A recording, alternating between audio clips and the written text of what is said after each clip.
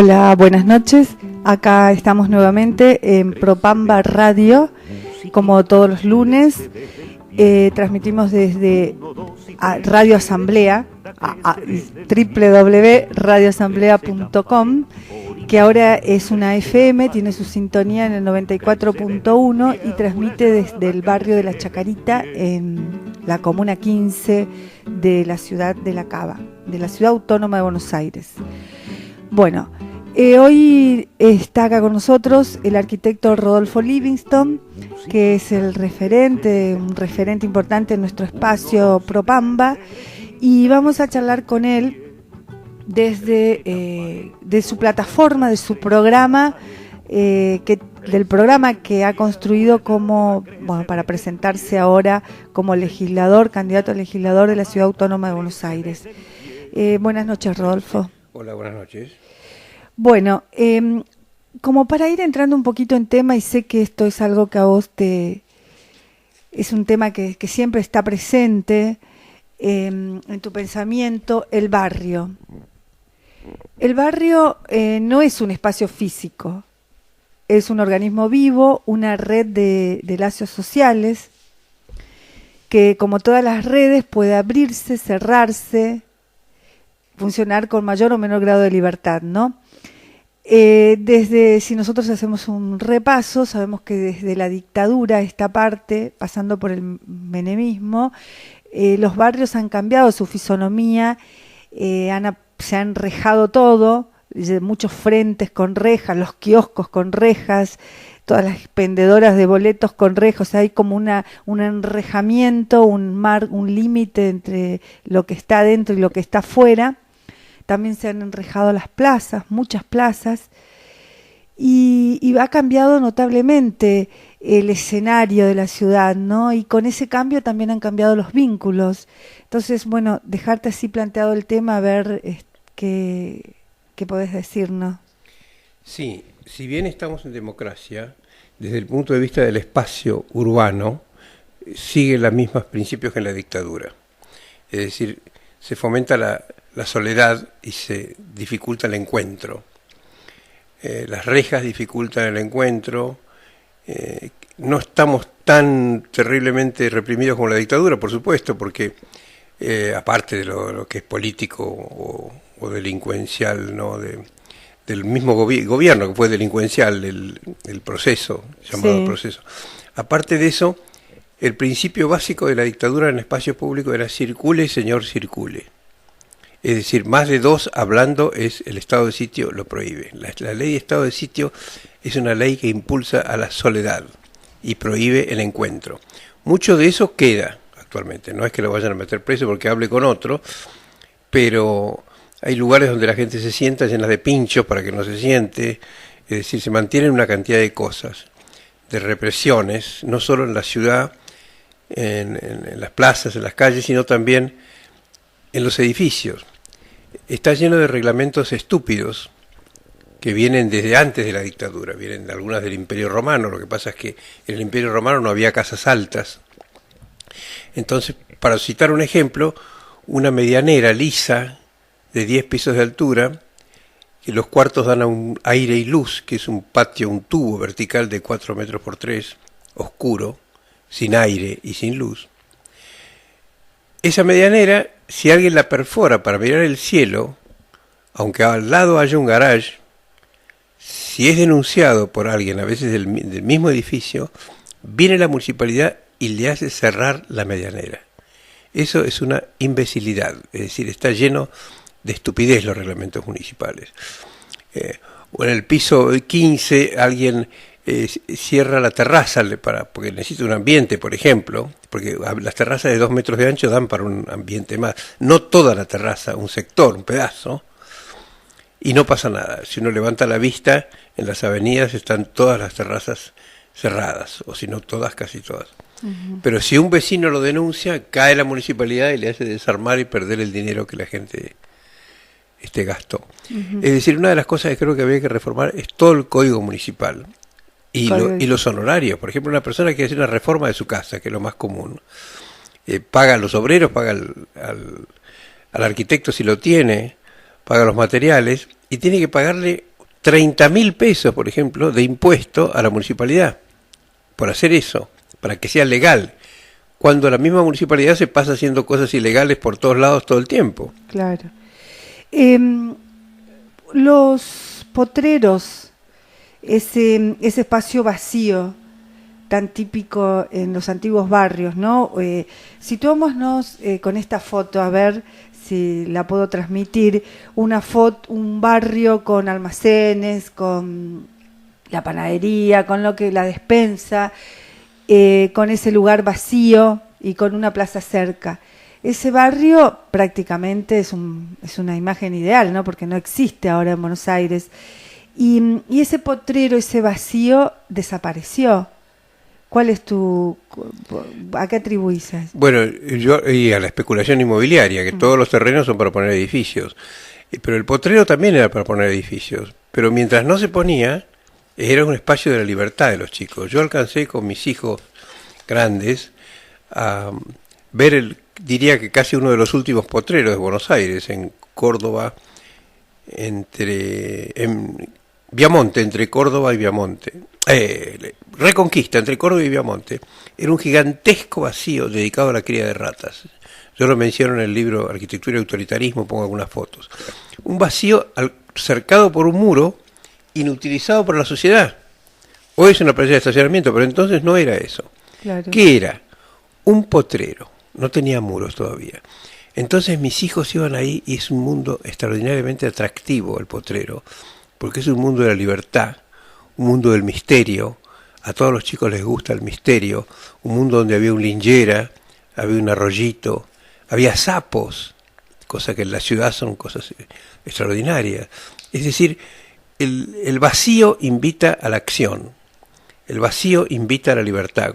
Una playa desierta, una playa sin gente, invita a un caballo a correr, a un niño a correr y a mí también a correr. Es decir, el espacio vacío es un espacio que genera acción, la acción de la libertad.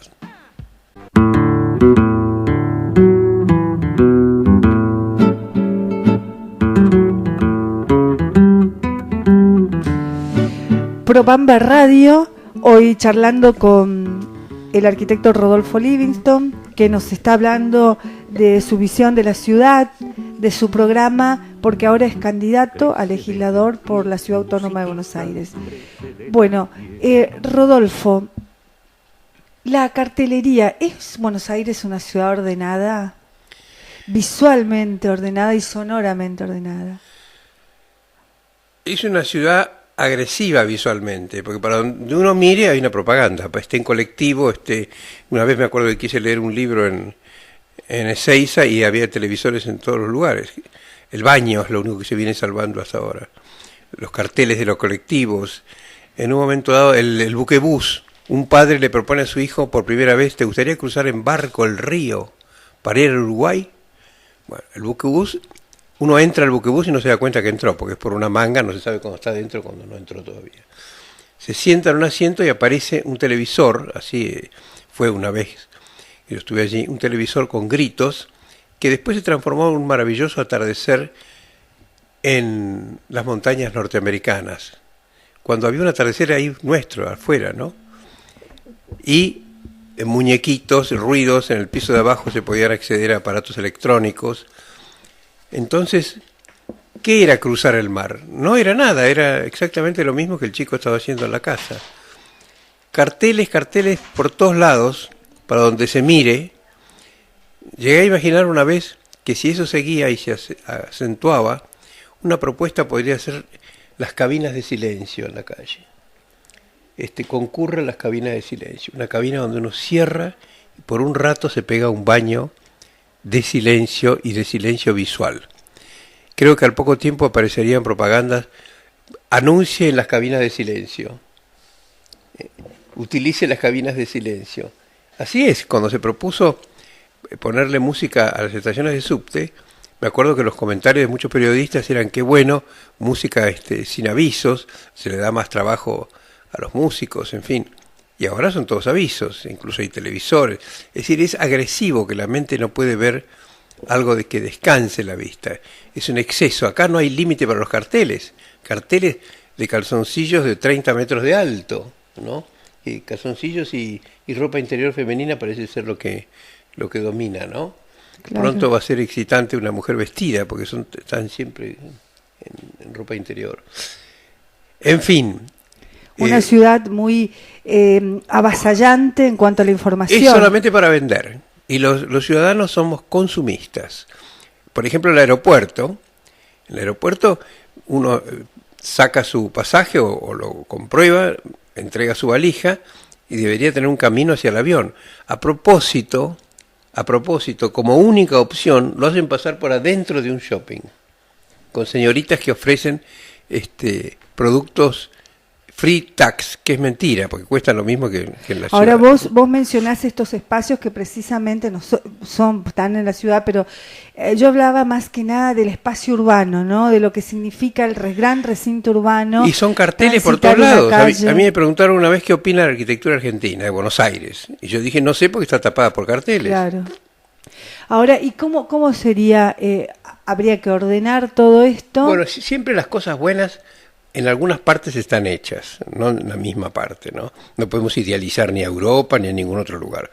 Pero en Europa, sin embargo, un McDonald's tiene un anuncio de 30 centímetros de alto. Claro. Acá tiene uno de 4 pisos de alto. Y acá, por ejemplo, ¿cómo podría hacerse? Regulando el sistema. Claro, un reglamento de los carteles, pueden ser de tal tamaño, en las calles de un espacio reservado de tal altura para los negocios, que se siga viendo la arquitectura. Claro.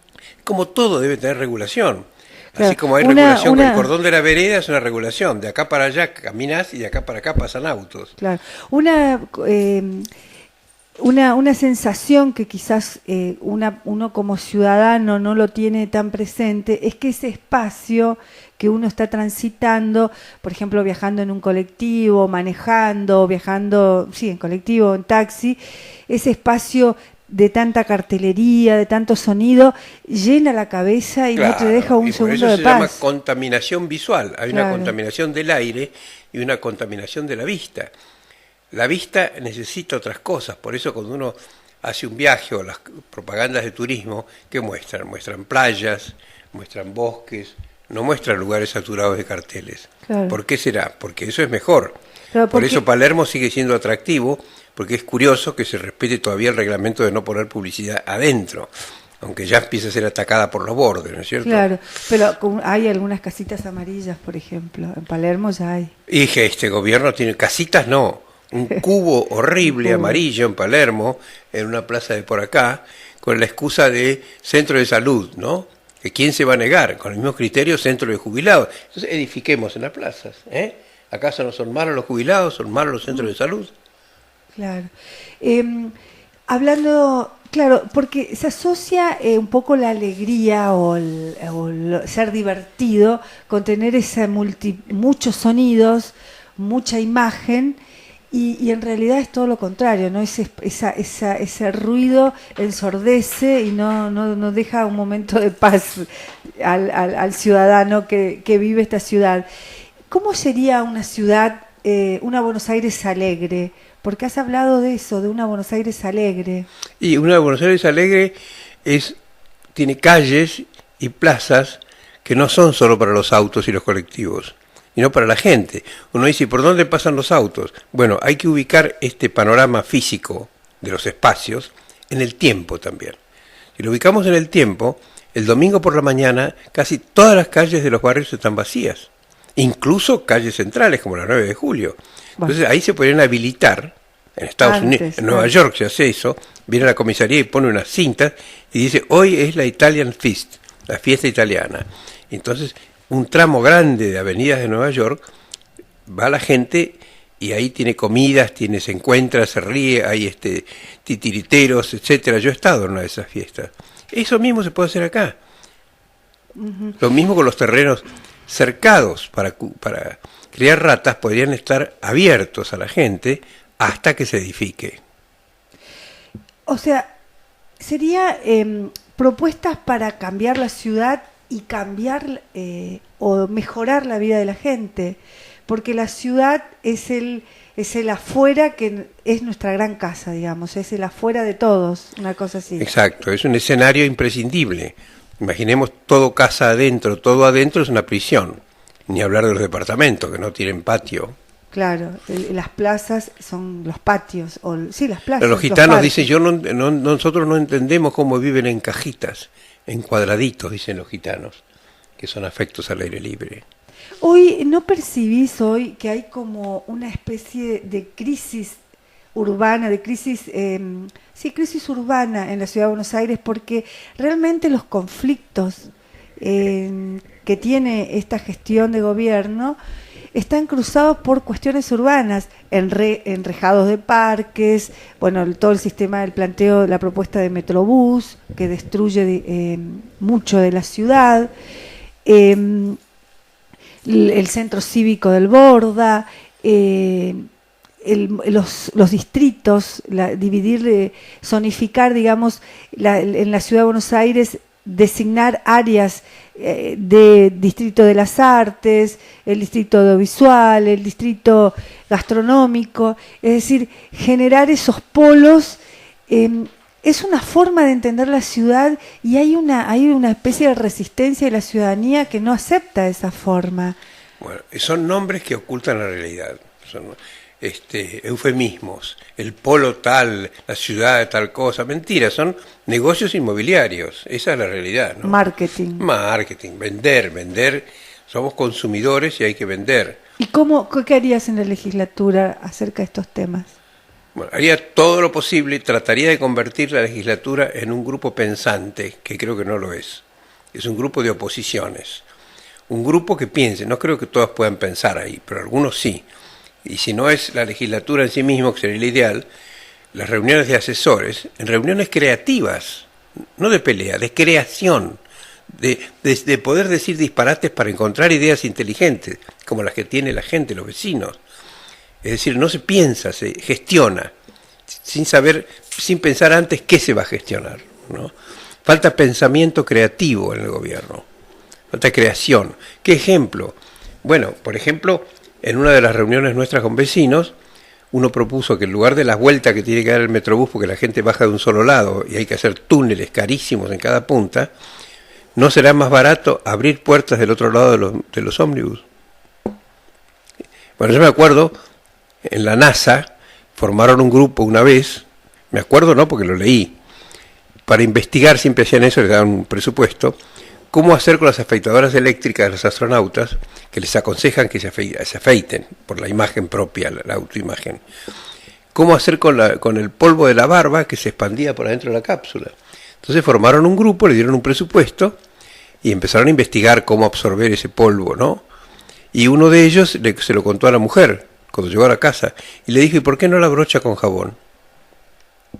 Y eso fue lo que se usó. Es decir, esa es la creatividad.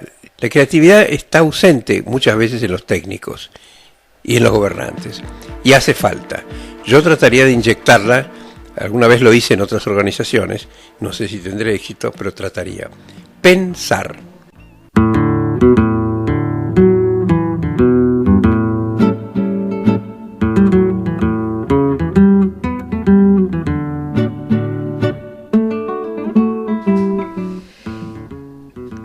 Ciudad contemporánea tiene tendencia a ser ciudad aérea y entonces corta el cielo con grandes edificios y también tiene tendencia a ser subterránea, entonces encierra sus ríos y arroyos. Una ciudad es lo irreconocible de la ciudad que nuestra memoria alberga. No entiendo bien.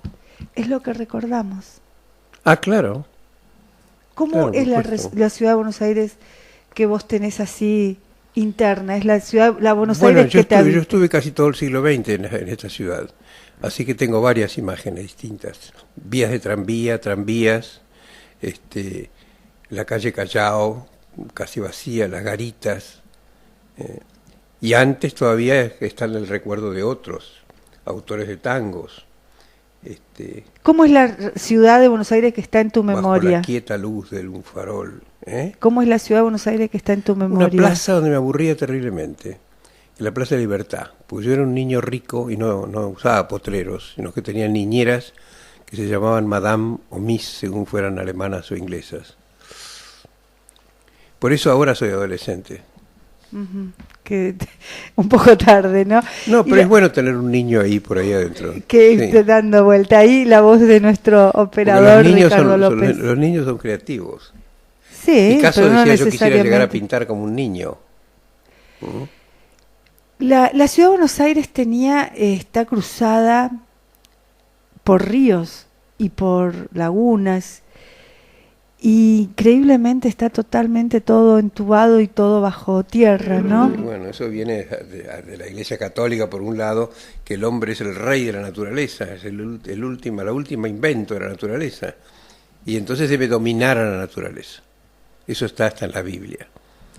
Y recién ahora se está entendiendo, no todos, que somos parte de la naturaleza. Y no la parte más importante, sino la más frágil. Claro. Porque qué interesante una ciudad de Buenos Aires con una laguna. A mí me encanta pensar que en la plaza Lavalle, que ahora es una plaza... Era una laguna. Una laguna y que ahora es una plaza seca. Y el arroyo Medrano podría seguir siendo un arroyo. Está lleno de ciudades. hecho, es un tramo, un arroyo. Claro, está lleno de ciudades cruzadas por ríos acá en la Argentina misma, el río Tercero, en Córdoba. Claro. Nadie se le ocurre taparlo con cemento. Claro, en realidad no están tapados, están entubados. Ese es lo mismo. Tema. Bueno, a ningún río le gusta que lo metan dentro de un tubo. Los ríos se expanden y se achican, como los latidos de un corazón. Ese expandirse se llama inundación, que puede ser positiva. El Nilo se inunda y de ahí salía toda la fertilización para las cosechas. Acá se inunda y produce tragedias para la gente. Ese es un tema. Si me preguntás de los planes de gobiernos, yo aplicaría un principio cristiano, ya que tenemos un papa argentino, que dice, los últimos serán los primeros.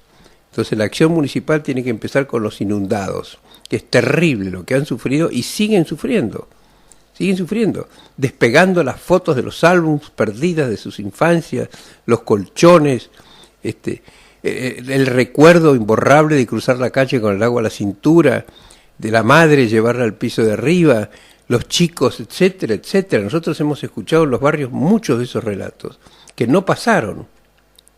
Entonces, ese tema de las inundaciones es prioritario y yo creo que lo enfocaría de otra manera.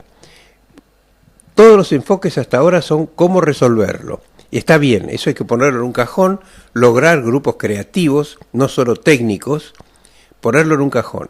Y después hay que actuar sobre otro punto, que es prevenir y aliviar. Hay muchas formas, a mí se me ocurren varias, de prevenir y de aliviar. Por ejemplo, como se hace con los aviones, como se hace con los huracanes en Cuba, si viene un huracán, ¿qué lugar te corresponde? ¿A quién tenés que ayudar? ¿A esa señora que vive sola? ¿Qué hace falta para cruzar la calle? ¿Una soga? ¿Un bote? ¿Dónde está todo eso? Eso es la prevención. Y aliviar mucho se podría hacer. Los grupos creativos, la creación con los cerebros colectivos, que es lo que a mí me gusta hacer, es lo que hago con los clientes. Yo no pienso un proyecto y se lo impongo al cliente, sino que lo pienso con el cliente, con los hijos, y juntos surgen ideas interesantísimas a partir del respeto de las ideas ajenas.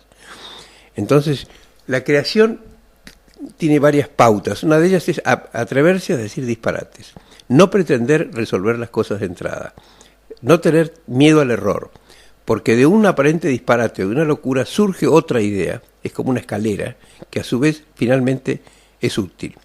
Por ejemplo, hace poco me cae un cliente con una casa que lo primero que me cuenta es que se le inundó, me cuenta todas las cosas que cuenta la gente que le pasaron, y siempre pregunto cuáles son de qué acusaría usted a la casa, cuál es la cosa que más le molesta, y por supuesto no podían salir de la inundación.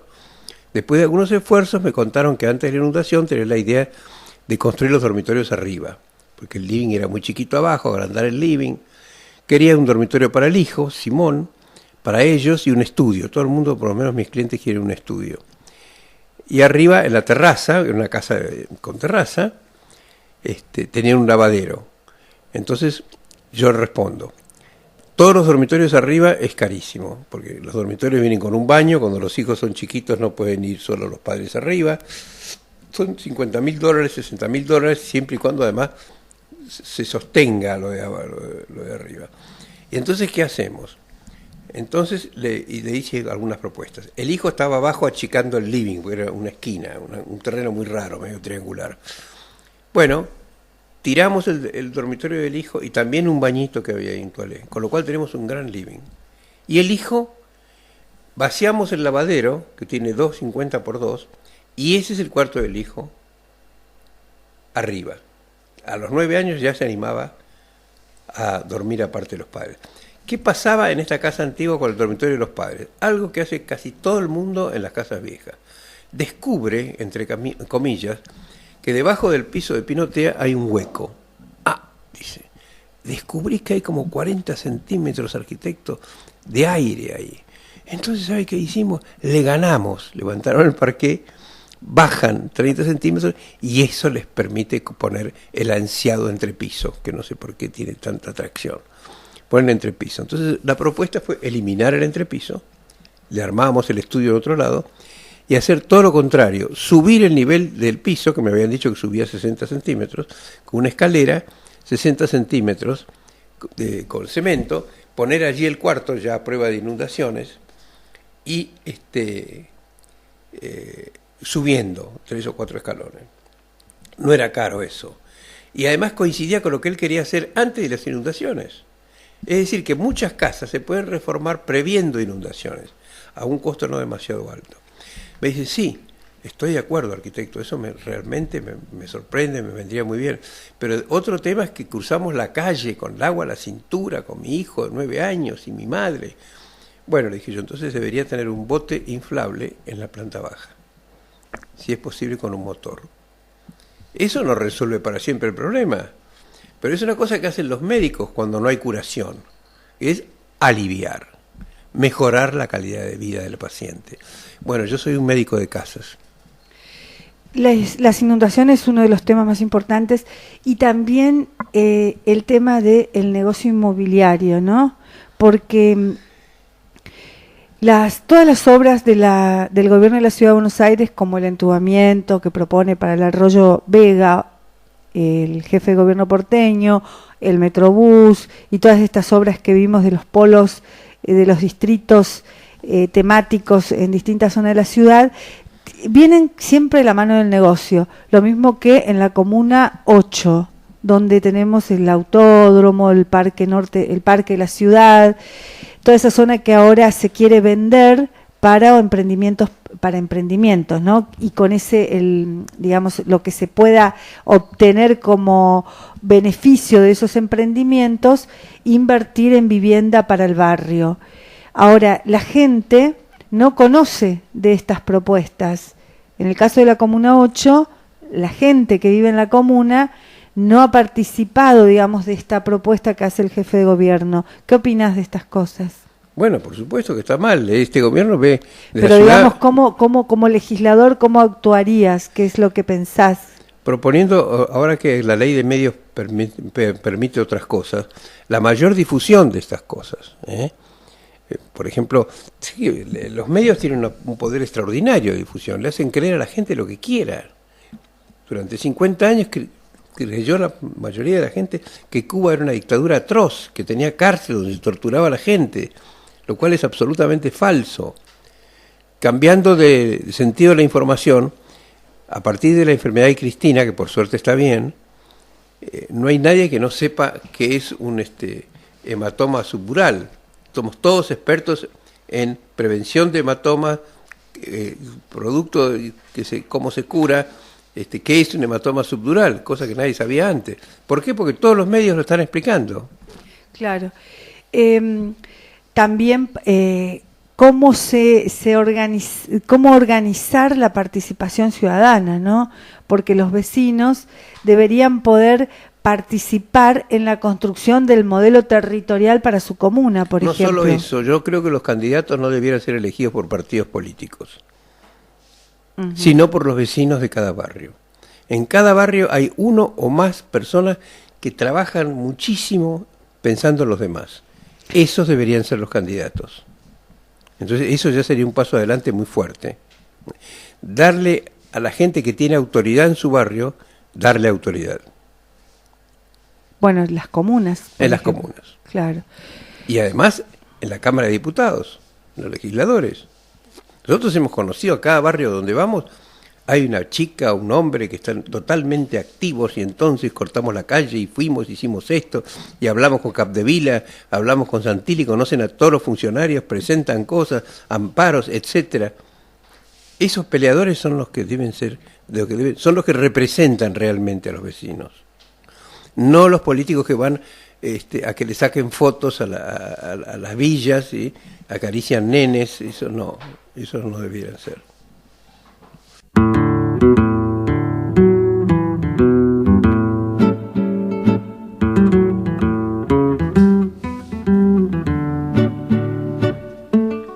Bueno, hay una página de Facebook, Livingston Legislador, donde la gente opina y te va dejando ideas, muy interesantes las ideas, ¿no?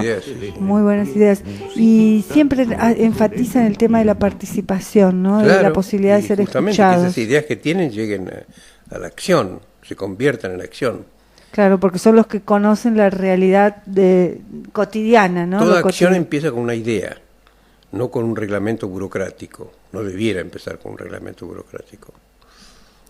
O sea, la transformación de la Ciudad de Buenos Aires desde el urbanismo, digamos, transformar la vida de la gente desde transformar el escenario con la herramienta del urbanismo y la participación. Pero debajo de todo eso está la ideología. Si es un negociante no se le puede pedir que haga otra cosa. A veces el negociante piensa también en el objetivo social. Pero cuando hay un objetivo muy poderoso, los demás quedan opacados. Un Estado fuerte es eso. Y el Estado en la Ciudad de Buenos Aires es un Estado, bueno, neoliberal, en este momento tiene un gobierno, no un Estado, sino un gobierno neoliberal que prioriza el negocio y lo particular, digamos. Un Estado atrasado, porque en el mundo entero el neoliberalismo entró en crisis y ya nadie cree en él. Claro. Por lo pronto, en la nueva Sudamérica que estamos teniendo, por suerte, ya el neoliberalismo se ha comprobado su fracaso. Y el mismo fracaso está ahora flotando sobre Europa y sobre Estados Unidos. Gente sin vivienda, disparates en los cuales se ve que la democracia era falsa porque los bancos quedaron privilegiados. El dinero está en los bancos y cuando falta dinero se lo dan a los bancos y no a la gente. A la gente le quitan la vivienda. Sí. Los jóvenes sin vivienda, hablando de vivienda, los jóvenes, porque en Buenos Aires hay mucha gente sin vivienda, es impresionante. Sí, no son solo las villas miserias, que son graves. ¿No? Hay más o menos, es así, los números son estos, 500.000 personas sin vivienda, serían aproximadamente unas 200.000 familias. De esas 200.000 familias, es un porcentaje no mayor. No me equivoco si serán unas 35.000, 40.000 personas que viven en villas y lo demás son familias que viven en la Ciudad de Buenos Aires en hoteles, en inquilinatos, pagando alquileres muy altos. Sí. El hijo se quiere independizar, que es lógico a los 25 años. Y pagan alquiler. Y no pueden. Con el sueldo que pueden llegar a tener, no pueden pagar 4.000 pesos de alquiler. Los padres, el 99%, el 95% no pueden comprar un departamento. Entonces el tema es ese.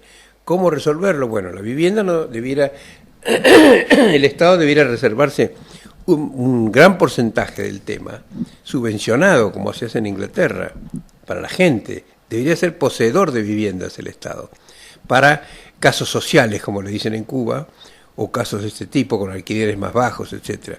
Habría que poner en funcionamiento más de 50.000 casas vacías, tapiadas algunas, y otros departamentos recién construidos, que los dueños no lo quieren alquilar, lo tienen ahí como inversión. Porque ese es el otro dato, ha crecido el parque de viviendas. Creció el parque de viviendas y no hay tanta gente en Buenos Aires. ¿Por qué? Porque construyen y no se habitan.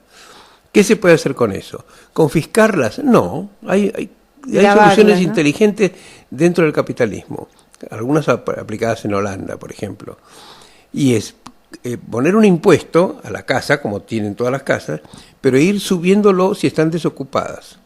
cosas que el propietario se ve obligado a alquilarlas o venderlas. Eso se llama poner en función social la propiedad privada, que está en nuestra Constitución del año 96. Perfecto. Bueno, ya analizamos el tema de vivienda, ahora nos queda el tema de hospitales y salud. Y te voy a compartir esta foto con los oyentes también. El Estado argentino tuvo una época donde se gozaba, digamos, un estado de bienestar donde lo público era la forma de hacer. Uno se educaba en la escuela pública y tenía el hospital público. Y las prepagas y los colegios privados no nacieron hace mucho, nacieron más o menos en la década del menemato, digo, ¿no? Fines de los 80 y principios de los 90 es cuando se comienza a gestar esta forma de entender la educación y la salud. Y eso configuró también una trama social, una forma de vincularse distinta. Y aparecieron entonces las distintas formas de educación y las distintas ofertas. Hoy la educación pública en Buenos Aires, no sé qué en porcentaje, pero debe ser altísimo de familias que mandan a sus hijos a escuelas públicas, a escuelas privadas y tienen una prepaga, sí, o trata de tener una prepaga. Casi toda gran parte de la clase media. Claro. Nosotros, por ejemplo, tenemos una prepaga. Y cada vez que viene la cuota me quiero morir, ¿no? Claro, me imagino. Me dan ganas de enfermarme más para que sea rentable. Para que sea, sí, el costo-beneficio. Pero la Ciudad de Buenos Aires, entonces, uno se imagina, qué sé yo, Cortázar, Mario Roberto Álvarez, para hablar de un arquitecto, todos son egresados de la escuela pública, universidad pública, han transitado todo lo público y han sido descollantes en su materia. Y hoy la escuela pública está defenestrada, ¿no? Y la salud... la culminación de la salud fue durante el primer gobierno peronista, con un extraordinario médico que fue Ramón Carrillo. Extraordinario lo que hizo en materia de salud, además de fundar hospitales. Murió ignorado en la pobreza, como suele ocurrir con los grandes, con nuestros valores. Con algunos grandes. Sí.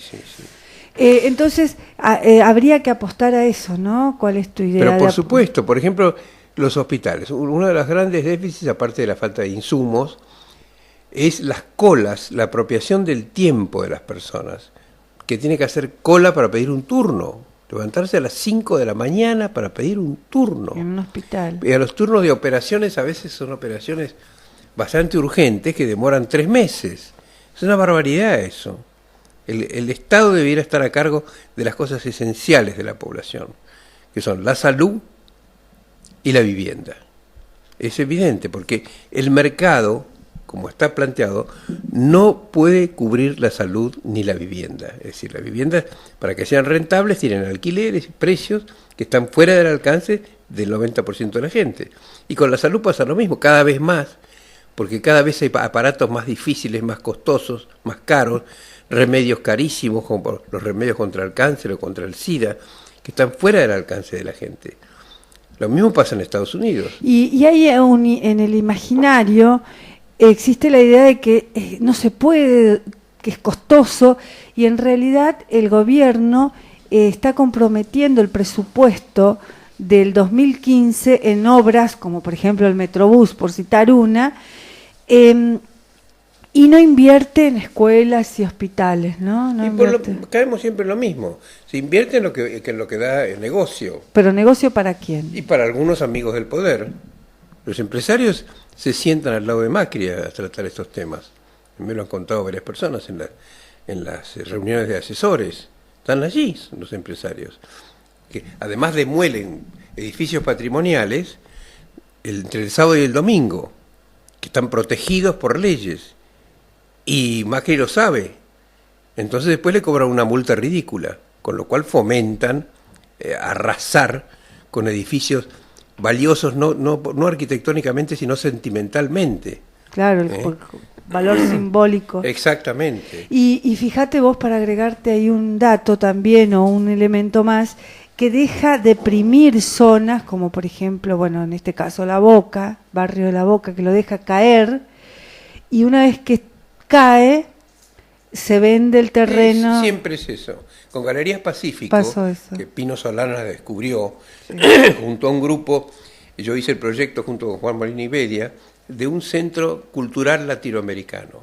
Invitar poetas ecuatorianos, arquitectos peruanos, en fin, darle un poco de vida a Latinoamérica, porque nosotros conocemos a los europeos y a los norteamericanos, pero no sabemos quiénes son los mejores cantantes guatemaltecos, por ejemplo. Un centro cultural llamado El Imaginario de América Latina. Se lo prometió Bárbaro, que era en ese momento el secretario de Cultura, y el Pino, yo lo acompañé a la Secretaría de Cultura, se le oían los gritos de la vereda de enfrente, porque se lo contó a Menem, y Menem, pero che, ¿cómo es esto? Esto es un negocio. Y se lo dio a Falac de la noche a la mañana, y sin aviso de obra, sin nada, era una falsa licitación, se convirtió en un shopping.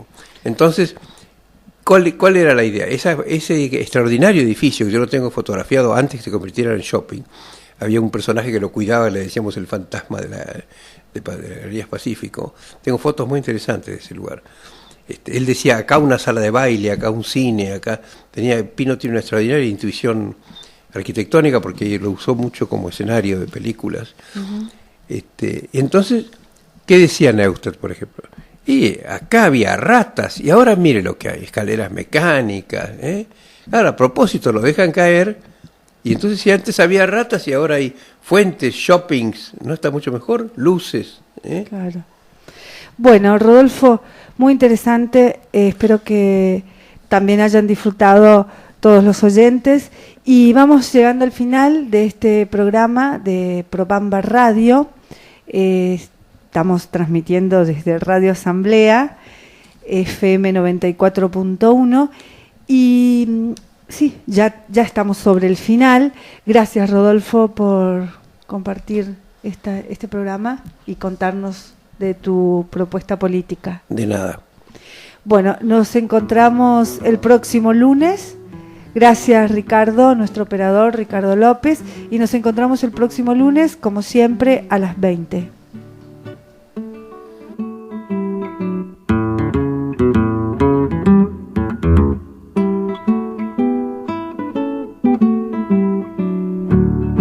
Crece desde el pie, musiquita, crece desde el pie. 1, 2 y 3, derechita, crece desde el pie. Crece la pared por hiladas, crece la pared. Crece desde el pie, amurallada, crece desde el pie.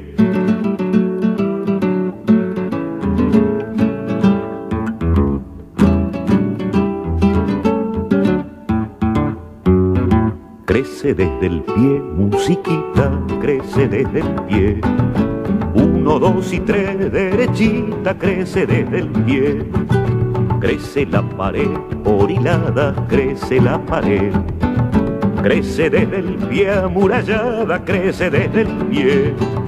Dentro de su lata la mata, crece desde el pie. Crece desde el pie la fogata, crece desde el pie.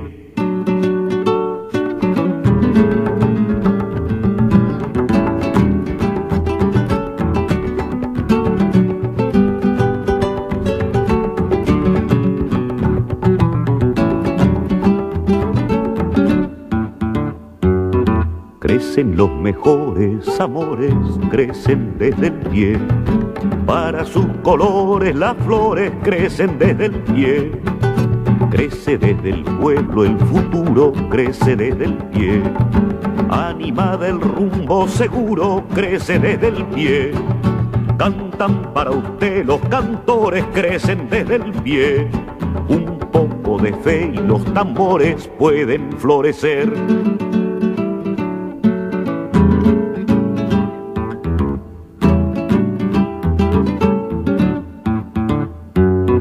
Crece desde el pie la mañana, crece desde el pie. El sonido de la campana crece desde el pie.